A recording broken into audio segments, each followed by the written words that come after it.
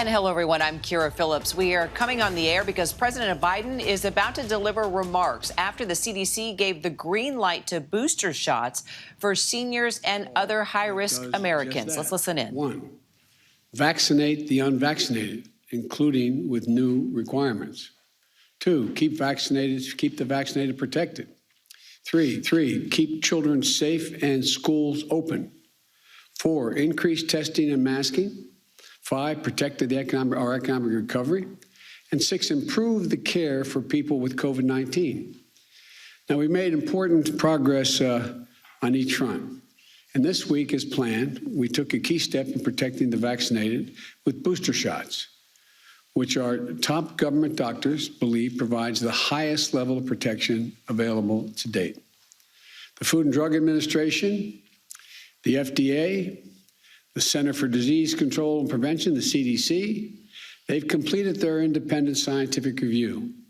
And based on that review, the majority of Americans who were fully vaccinated with the Pfizer vaccine are now able to receive the booster shot 6 months after they've received their second shot.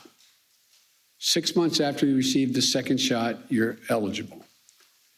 Those eligible include, in addition to meeting the requirement of 6 months after the second shot, those people are 65 years or older, adults 18 and over with certain underlying health conditions like diabetes and obesity, and those who are at increased risk of COVID-19 because of where they work or where they live, like healthcare workers, teachers, grocery store workers.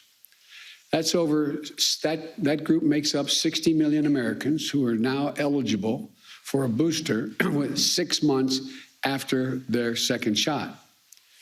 And up to 20 million who received their earlier Pfizer shot at least 6 months ago are eligible today. So those February, those folks are eligible now. And I've made clear all along, the decision of which booster shot to give, when to start the shot, and who will get them is left to the scientists and the doctors. That's what happened here. And while we waited and prepared, we bought enough booster shots, and states and pharmacies, doctors' offices, and community health centers have been preparing to get shots in arms, booster shots in arms, for a while. And like your first and second shot, the booster shot is free and easily accessible. Booster shots will be available in 80,000 locations, including over 40,000 pharmacies nationwide. So, my message today is this. If you've got the Pfizer vaccine, you got the Pfizer vaccine in January, February, or March of this year, and you're over 65 years of age, go get the booster. Or if you're have a medical condition like diabetes, or you're a frontline worker like a healthcare worker or a teacher, you can get a free booster now. I'll be getting my booster shot. It's hard to acknowledge I'm over 65, but I'll be getting my booster shot. It's a bear, isn't it? I tell you, acknowledge anyway. But all kidding aside, I'll be getting my booster shot. I'm not sure exactly when I'm going to do it, as soon as I can get it done. Of course, millions of Americans got the Moderna and Johnson & Johnson vaccines. My message for you is this. You still have a high degree of protection. Our doctors and scientists are working day and night to analyze the data from those two organizations on whether and when you need a booster shot. And we'll provide updates for you as the process moves ahead. Again, the bottom line is, if you're fully vaccinated, you're highly protected from severe illness, even if you get COVID-19.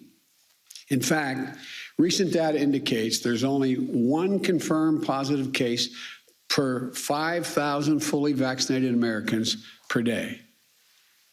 You're as safe as possible. You're in good shape.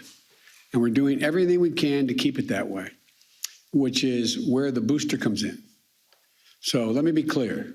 Yes, we've made incredible progress in vaccinating Americans, with over 182 million people being fully vaccinated as of today. But this is a pandemic of the unvaccinated. And it's caused by the fact that despite Americans having an unprecedented and successful vaccination program, despite the fact that for almost 5 months, free vaccines have been available in 80,000 locations. We still have over 70 million Americans who have failed to get a single shot. And to make matters worse, there are elected officials actively working to undermine with false information the fight against COVID-19. This is totally unacceptable. The vast majority of Americans are doing the right thing. 3/4 of the eligible have gotten at least one shot, but 1/4 has not gotten any. And in a country as large as ours, that's 25% minority, can cause an awful lot of damage, and they are causing a lot of damage. The unvaccinated overcrowd our hospitals, overrunning emergency rooms and intensive care units, leaving no room for someone with a heart attack or a cancer operation needed to get the life-saving care because the places where they would get that care are crowded. They are not available. The unvaccinated also put our economy at recovery at risk, causing unease in the economy causing unease around the kitchen table. I can imagine what's going on in the conversations this morning, and a lot of parents wondering what's going to happen. What's going to happen? Those who have been vaccinated, what's going to happen? Potentially slowing economic growth, costing jobs. The refusal has cost all of us. The refusal to get vaccinated has cost all of us.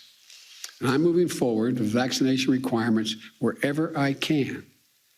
These requirements will cover 2/3 of all workers in America.